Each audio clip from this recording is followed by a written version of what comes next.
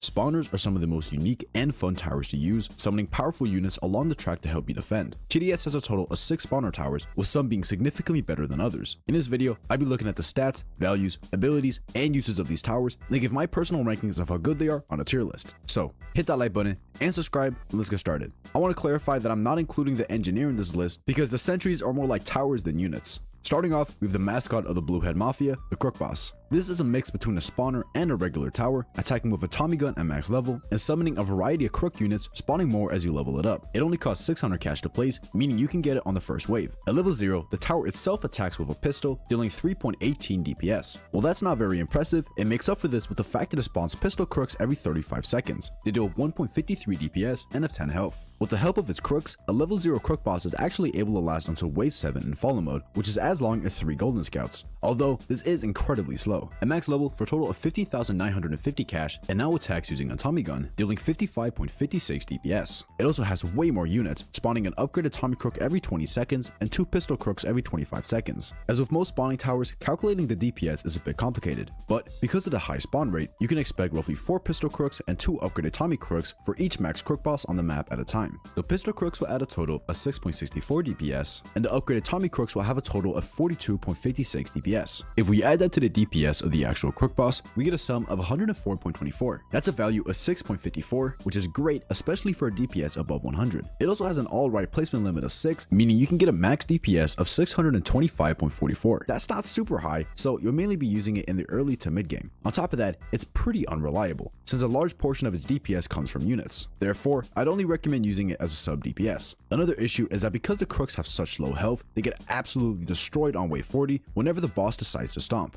Still, it's a solid, good value tower with hidden detection after level 2. It just unfortunately can't deal a lot of DPS, so it falls off quickly in the mid game. I'm gonna have to rank it as a C tier tower, as despite its pretty great value, it's too unreliable to be always a good choice. Although, it's definitely a great option for new players without any better towers, and its fantastic value should not be ignored. Next up, of course, we have the Golden Crook Boss, which is essentially just an upgraded version. It's more expensive, but in return, dishes out significantly more damage. You need 800 cash to place it, meaning you'll have to wait 1 wave before you can buy it. At level 0, it deals 4.83 DPS and spawns pistol crooks every 35 seconds, which deal an additional 1.81 DPS. If you're patient and don't skip any waves, it can actually solo all the way until wave 10 in follow mode. That's fantastic, and there are very few towers that can do that for only 800 cash. So despite having to wait 1 wave, the Golden Crook Boss is a pretty solid early game defense. At max level, for a total of 24,500 cash, it attacks using a Tommy gun and deals 101.85 DPS. It also spawns 2 pistol crooks every 25 seconds and an upgraded Tommy crook every 20 seconds. Because they're kind of unreliable, the DPS from the units is kind of hard to calculate, but on average, I say there's about 4 pistol crooks and 2 upgraded Tommy crooks for each max crook boss at a time. The pistol crooks add a total of 7.24 DPS, and the Tommy crooks add an extra 63.3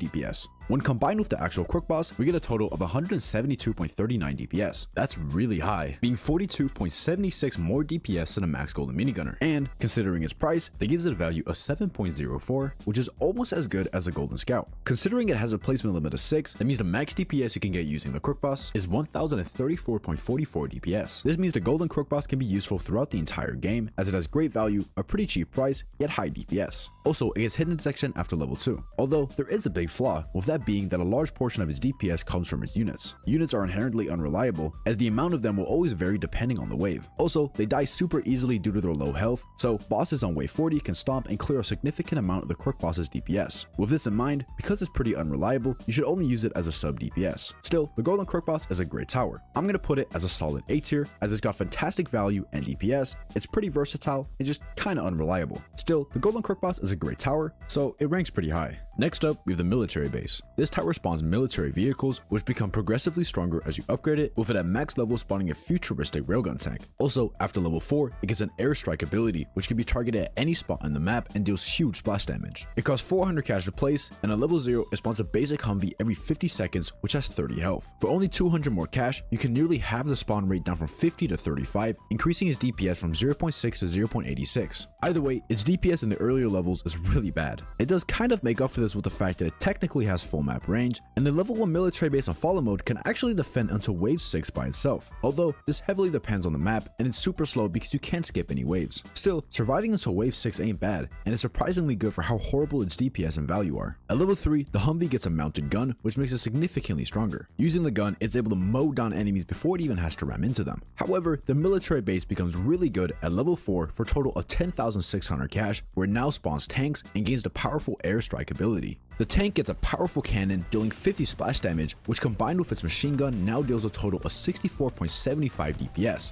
Also, it now has an impressive 500 HP. And while the tanks make up a majority of its DPS, the airstrike is an extremely powerful ability. At any time, at any spot on the map, you can activate the ability every 45 seconds and almost instantly deal 450 splash damage, which is a massive help against crowds of enemies. It also affects any type of enemies, making it a great counter against lead balloons and hardcore mode, which usually are a big issue. For a total of 34,600 cash, the max military base spawns railgun tanks with powerful laser cannons dealing 80 splash damage, which combined with its machine guns deal a total of 178.57 DPS. On top of this, they now have a whopping 1,500 health. Also, the airstrike deals an increased 750 splash damage. Calculating the overall DPS of this tower is a bit complicated, since the tanks won't always be attacking. But towards the late game, there will usually always be at least one tank on the map, which is attacking roughly 50% of the time. They give the tank itself an average DPS of 89.285, plus an extra 42.86 DPS from its health, giving it a total of 132.14 DPS. But we can't forget the airstrike, which can deal 750 splash damage every 45 seconds. Against a singular target, that's only a DPS of 16.67, but I think it's pretty safe to say that it's going to hit at least 3 enemies, especially since you can target it yourself. That gives the airstrike ability an average DPS of 50. Adding this to the tank's DPS, the military base has an average DPS of 182.14 at max level. That's a value of 5.26 DPS per 1k spent, which is pretty solid, and having full map range and an ability that can be targeted anywhere makes it significantly better. This, in combination with the fact that 182.14 average DPS is fantastic, makes the military base a really good tower. Unfortunately, there are 2 issues. It only has a placement limit of 5, and its units are pretty unreliable, as unlike other units, they don't stop completely to attack and rather just slow down slightly. Still, a placement limit of 5 gives it a max DPS of 910.7, and the advantages of this tower are good enough to land at a spot in high A tier, 1 spot above the golden Crook Boss. While the Crook Boss is more reliable and has higher value,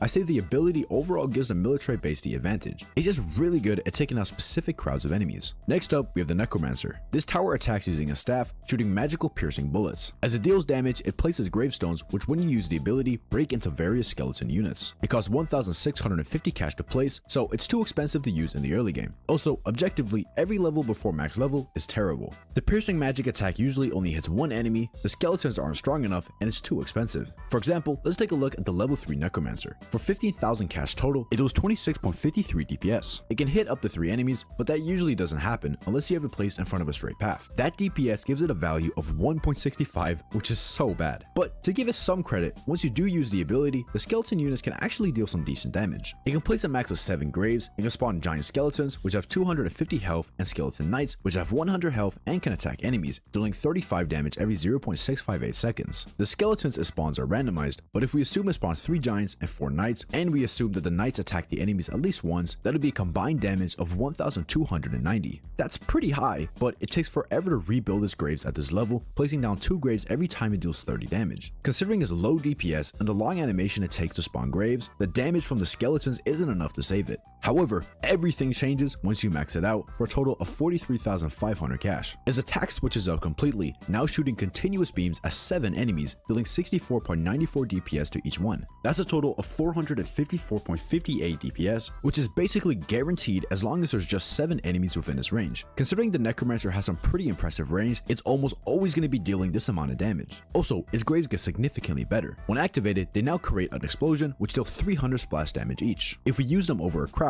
and all 7 of them hit at least 2 enemies, that's a total of 4,200 damage just from the explosions. They also now spawn much stronger skeletons, being able to summon hollow guards, skeleton knights, and executioner skeletons. The hollow guards have 1,250 health, the knights have the same stats as before, and the executioner skeleton has 3,500 health and throws a boomerang axe which deals 50 damage to each enemy it hits. It's completely random what skeletons it spawns, but the executioner seems to be pretty rare. For the sake of calculating, let's just assume that the 7 graves spawn 1 executioner, 3 hollow guards, and 3 knights. From the total health, and if the knights attacked once, the skeletons will deal an impressive 7,550 damage. Combining this with the grave explosion damage, when activating this ability on a crowd, you can expect to deal roughly 11,750 damage. That is an insane nuke, and can be extremely helpful if you're struggling against a specific wave. But you should be wary of when you're using this ability. Once activated, the Necromancer stops attacking for a couple seconds. Then every time it has dealt 30 damage, which happens pretty much instantly, it takes another couple seconds to place graves, meaning the Necromancer basically stops attacking for like 4 to 5 seconds. That's more than enough time for some enemies to slip by, so make sure you don't accidentally kill yourself using the ability. The Necromancer also has insane coverage, being able to damage flying and hidden enemies. It does have a problem though, and that's that it only has a placement limit of 3. Still, you can get a max DPS of 1363.74, which is great.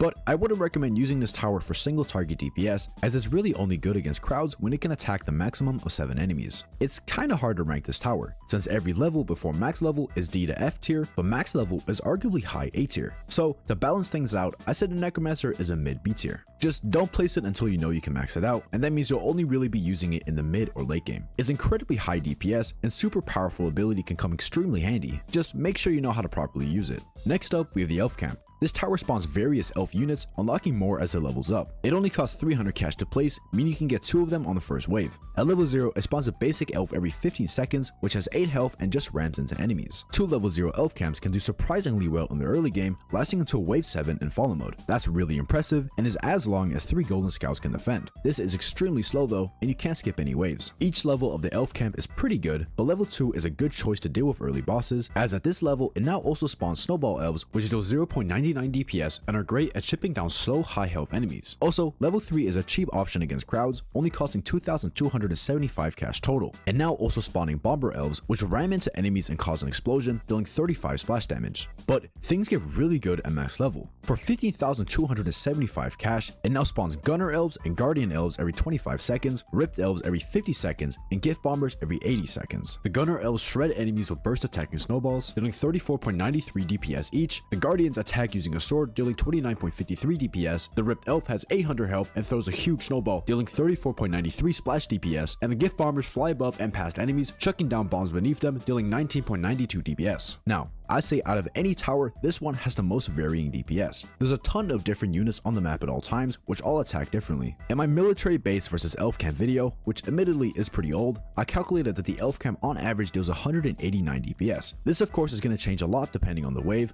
but we just need some kind of number. Considering that it only costs 15,275 cash to max out, that gives it an amazing value of 12.37 DPS per 1k spent. To put into context how good that is, the Golden Scout has a value of 8.3 and is often considered the best value tower in the game. Needless to say, the elf camp is going to put in great work for cheap price. It is extremely versatile, dealing heavy splash damage and single target DPS, but also countering fast enemies which die when ramming into the 800 health ripped elves. It also gets hidden detection not only through ramming, but gunner elves can actually shoot and attack hiddens. It does have some flaws though. First of all, as with all spawner towers, it's pretty unreliable. Its DPS will fluctuate a lot depending on the wave and the amount of units on the map, so I wouldn't recommend relying on it. Instead, it should only really be a high value sub DPS, which can also be used in the early game. But its second flaw is arguably its worst, and that's the harsh placement limit of 2. That means the max DPS you can get is 378, so unless you have a bunch of other towers to fill in the extra tower slots, the elf camp is actually kinda dead weight in the late game. While it may give a lot of DPS for a cheap price, its placement limit hinders it from being that good in the later waves. Still, I'd say its amazing value and great coverage against enemies makes it a really good tower from early to mid game.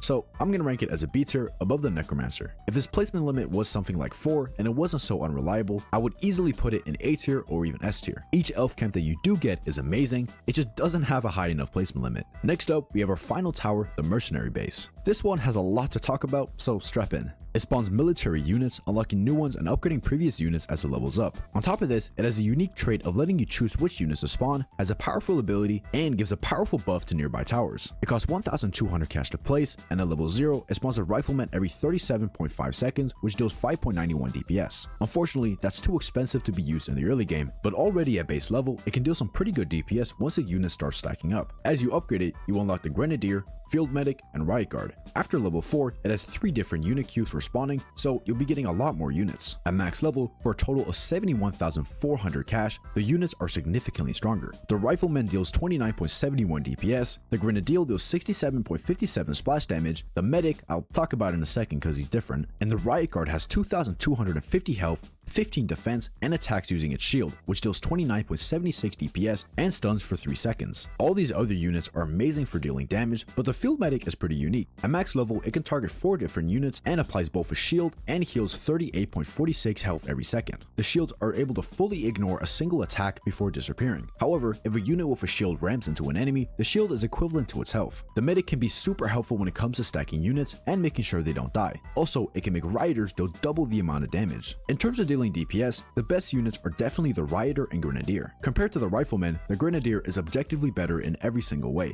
It deals more than 3 times the amount of damage and can hit multiple enemies at once. The explosions are decently big, so if we assume it's hitting at least 2 enemies per shot, that gives each Grenadier a DPS of 135.14. That's very impressive, but arguably the Rioter is even better. Considering its defense of 15%, it effectively has 2,587.5 health. From that alone, considering a spawn rate of 50 seconds, it has a DPS of 51.75.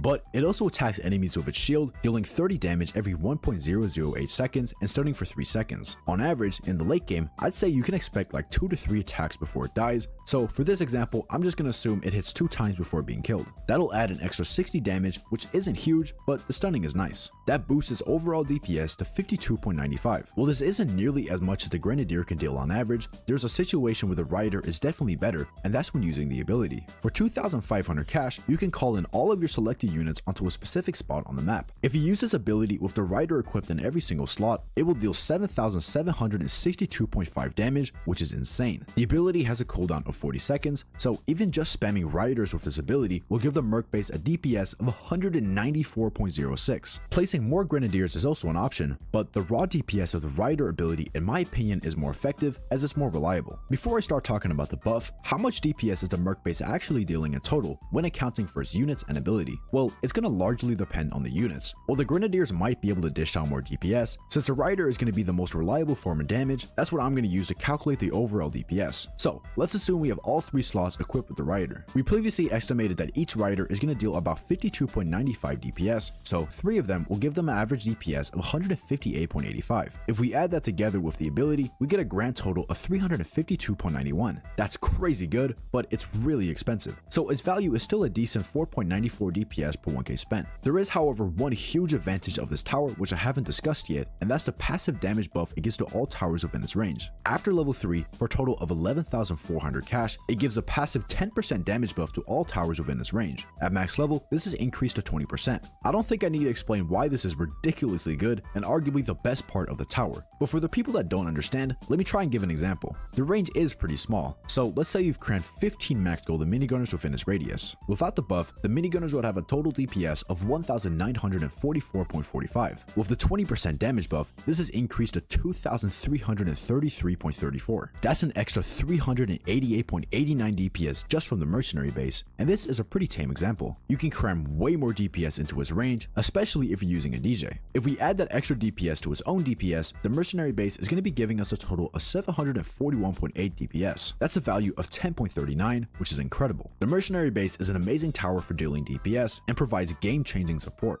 However, there's one huge flaw. It only has a placement limit of 3 in solo, 2 in duo, and 1 in trio and squad. Normally, for other towers, this could be a deal breaker. However, the Mercenary's DPS and support is so good that it still lands a spot in S tier, which makes it the best spawning tower in the game. And with that, that's the final tower of this video. Let me know which spawning tower you think is the coolest, regardless of how good they are. And if you enjoyed, make sure to hit that like button and subscribe to join the Blue Head Mafia. Also, if you want to talk to me, consider checking out my Discord. We got some pretty cool features, like a custom party finder bot that will automatically pair you up with other people who are trying to do the same strategy. There's a link to the server pinned in the comments. And finally, I want to give a huge shout out to these channel members for supporting my content. If you want to add me as a friend on Roblox or get early access to some of my videos, consider becoming a channel member. It helps me out a lot and I really appreciate it. Anyways, that's it for this video, and I'll see you guys in the next one.